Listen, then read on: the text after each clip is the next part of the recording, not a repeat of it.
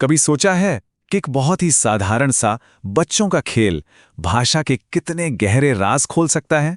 जी हाँ, आज हम बात करने वाले हैं गिल्ली डंडा के बारे में और देखेंगे कि कैसे ये खेल हमें भाषा की कुछ बहुत ही दिलचस्प बातें सिखाता है। खुली धूप, चारों तरफ दोस्त और हाथ में एक डंडा और एक छोटी सी गिल्ली, है ना? गिल्ली डंडा का नाम सुनते ही मुझे यकीन है हम में से कई लोगों के जहन में अपने बचपन की यादें ताज़ा हो जाती हैं। एक अलग ही जोश, एक अलग ही मज़ा था उस खेल में।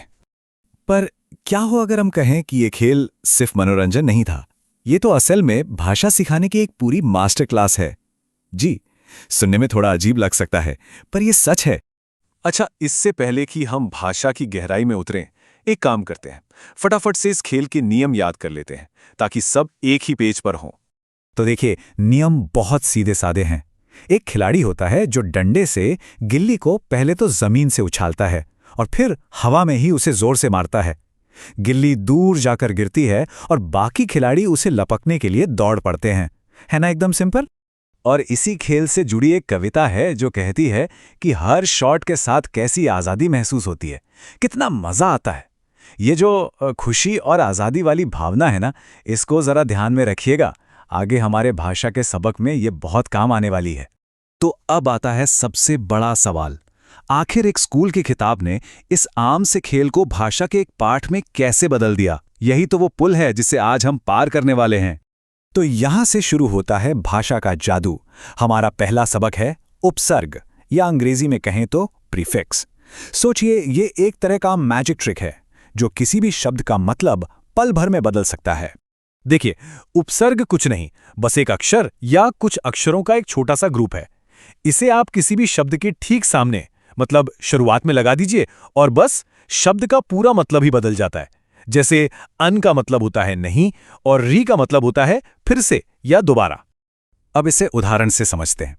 एक शब्द है हैप्पी, यानी खुश। इसके आगे अन लगा दिया तो बन गया अनहैप्पी, मतलब जो खुश नहीं है। वैसे ही ड्रॉ के आगे री लगा दिया तो हो गया रीड्रॉ, यानी दोबारा बनाना। कितना आसान और पावरफुल है ये, है ना? देखिए, सिर्फ दो अक्षरों यू और एन ने कितना बड़ा फर्क ला दिया। जहां एक तरफ खुशी की भावना है, वही दूसरी तरफ बस उस भावना का ना होना। मतलब पूरी कहानी पलट गई। अच्छा, अब तक तो हम बात कर रहे थे उपसर्गों की। अब आते हैं एक और मजेदार कॉन्सेप्ट पर, भाववाचक संज्ञा। हम गिल्ली डंडा जैसी चीजों से अब भावनाओं और एहसास की दुनिया में चलेंगे। स्क्रीन पर देखिए, एक तरफ है एक पेड़ जिसे हम देख सकते हैं, छू सकते हैं। ये एक ठोस यानी मूर्त संज्ञा है। और दूसरी तरफ है खुशी, इसे हम छू नहीं सकते, बस महसूस कर सकते हैं। बस यही फर्क है, यही है भाववाचक संज्ञा। तो मतलब साफ है, भाववाचक संज्ञा का कोई वजन, कोई आकार नहीं होता। ये वो चीजें हैं जो हमारे मन में और दिल में होती हैं, हमारी भावनाएं, हमारे विचार, हमारी सोच, जिन्हें ना तो हम देख सकते हैं ना ही छू सकते हैं। और कमाल की बात यह है कि ये सारे शब्द उस किताब में गिल्ली डंडे के पाठ से ही लिए गए हैं, जैसे कि आनंद, मजा, खुशी, यहां तक कि गुस्सा, सच और डर भी। सब कुछ खेल से ही जुड़ा है। चलिए, अब हम अपने आखिरी भाषा के सबक पर आते हैं। ये सबक है मालिकाना हक का, मतलब ये पता लगाना कि भाई ये गिल्ली आखिर है किसकी। इसे कहते हैं संबंधवाचक सर्वनाम, अंग्रेजी में पोजेसिव प्रोनाउंस। ये वो शब्द हैं जो बताते हैं कि किसी चीज पर किसका हक है या उसका मालिक कौन है। बहुत ही आसान है, जैसे कि मेरा, हमारा, उसका। मिसाल के तौर पर अगर हम कहें डंडा उसका है, तो ये जो शब्द है ना उसका, ये हमें 1 सेकंड में बता देता है कि डंडे का मालिक कौन है। बात साफ हो जाती है। तो हमने उपसर्ग देखे, भाववाचक संज्ञाएं समझीं और मालिकाना हक के बारे में भी जाना।